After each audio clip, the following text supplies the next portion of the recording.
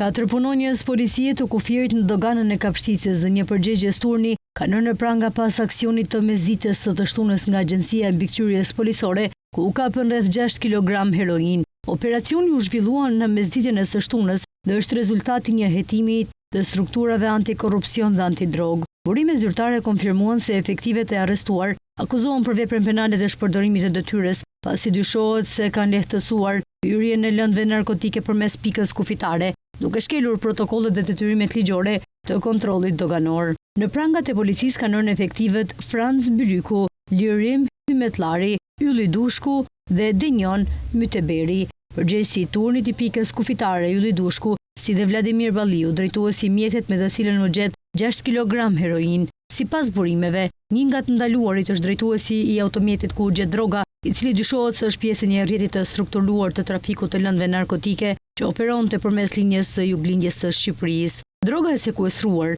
që sipas burimeve është heroin e pastër, do dërgohej drejt tregjeve ndërkombëtare, ku vlera e saj dyfishohet në tregun e zi.